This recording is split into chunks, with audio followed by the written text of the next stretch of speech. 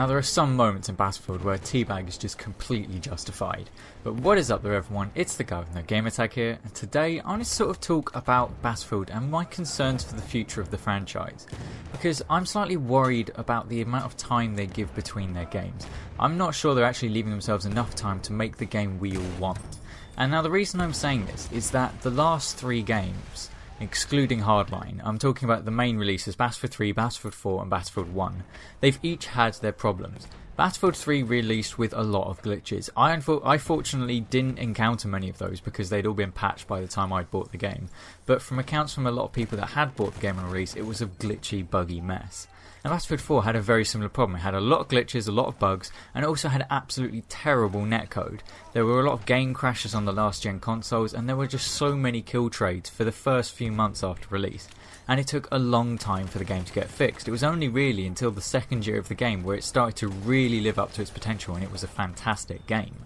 And Battlefield 1 has suffered its own share of problems. Unlike Battlefield 4, Battlefield 1 played amazingly at release. It was smooth, it had minimal glitches that really affected the gameplay. Most of the glitches were more just random things that happened in the game. They didn't actually hamper the gameplay, and it did play very smoothly. But it has a massive lack of content, and there are some big oversights in the way they design the game. And it just led me to wonder whether they're actually leaving themselves enough time to make the right changes. Because it seems that they can fix half of it, but some of it is still not quite there. It feels like maybe if Battlefield 1 had had maybe an extra year or even an extra 6 months of development, it might have been able to make the progress in the progression system so that it would actually work out. Because a lot of people, myself included, aren't sure how they got it wrong with it. It didn't make sense why you unlocked 90% of the guns for each kit by the time you hit rank 3, and then you didn't get anything else until you hit rank 10. Why wasn't the content spaced out? In fact, why not have it so that each weapon you unlocked, you then get assignments for that weapon to unlock the different variants for it? I don't understand why this stuff didn't happen in the game, or why ideas like this weren't implemented into the full game.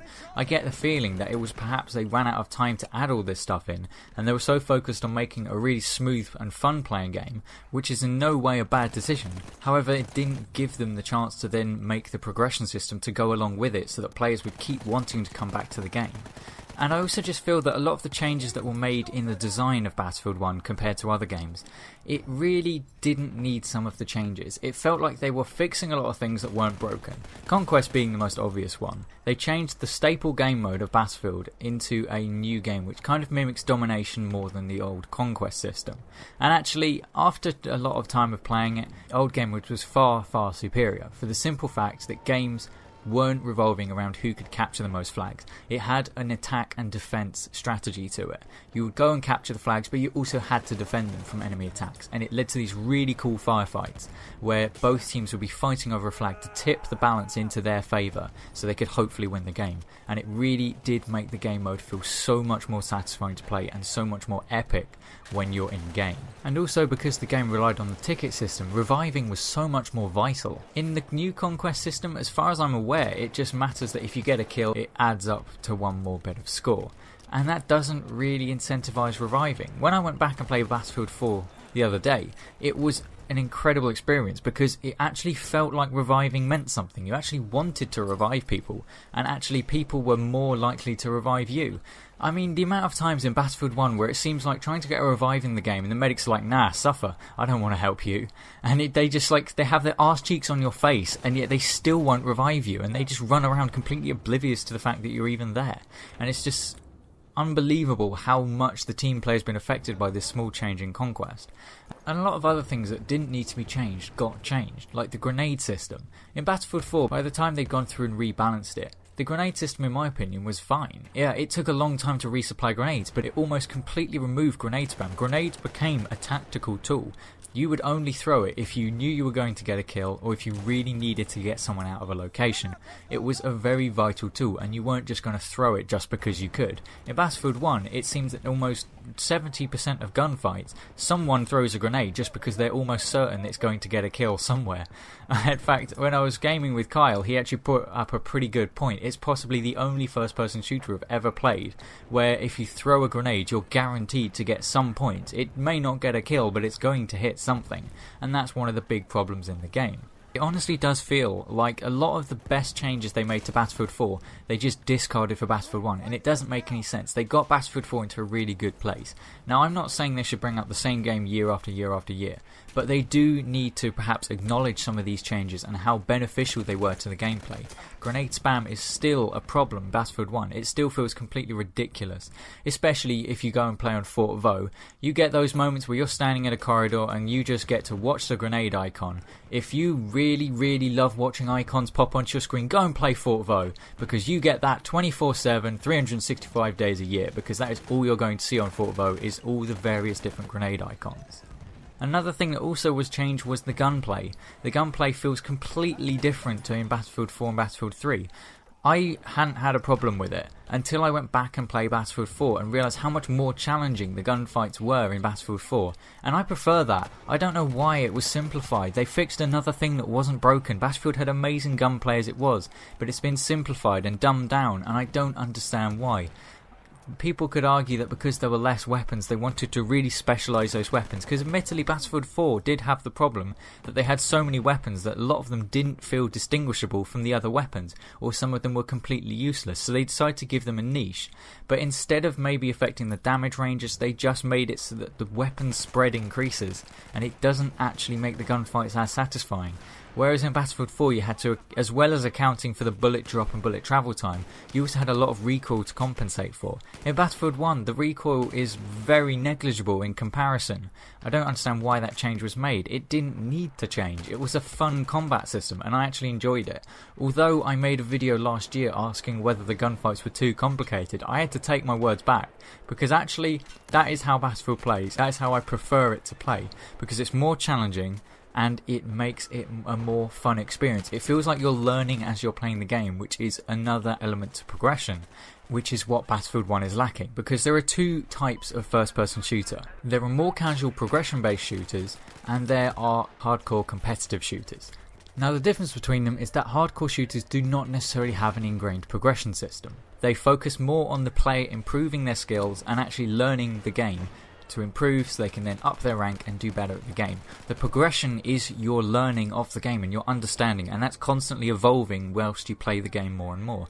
Games like Rainbow Six Siege, Counter-Strike, Overwatch are really good examples of this, because there isn't necessarily an inherent progression system. Like in Rainbow Six Siege, once you've unlocked all the operators, there's no real progression. You can unlock all the attachments and unlock some of the skins, but there's nothing that makes you have to go and do that. You don't have any particular challenges that you really want to do. You're more focused on playing the game, learning the game, and improving at the game. Whereas you get games like Call of Duty and Battlefield, where it's more about the progression through the game. You want to rank up, you want to get XP, you want to get that next gun or that next camo or that next weapon attachment, or complete that really difficult challenge, which then gives you this small icon or banner or dog tag that gives you bragging rights over other players. And that's the thing. Battlefield 1 doesn't have the progression system and it doesn't have the combat. So what it means is you've got a casual game which doesn't have a satisfying progression system, but also doesn't have satisfying enough gameplay for you to feel that you're making progress with the game. It's just become a kind of bland shooter. And that's not to say it's a bad game. I enjoy the game. It is fun to play, but it's missing what it needs to be a great game and to be a really memorable game in the Battlefield series for the right reasons. It's a really good looking game. It has some really cool features. The modular destruction on vehicles was a good addition. Fixing bipods was an amazing decision. I mean, when I did go back and play Battlefield 4, oh my goodness, how broken the bipods were. You're standing near a surface, no, it won't deploy, then it does deploy, but guess what? It's then put you low enough that you can't actually shoot anything because you're hitting the small little crevice in front of you. So the bipod was completely broken. I'm glad they fixed that. Then also the ground deformation and general map destruction was really good. It was really cool and it really made for a fun experience.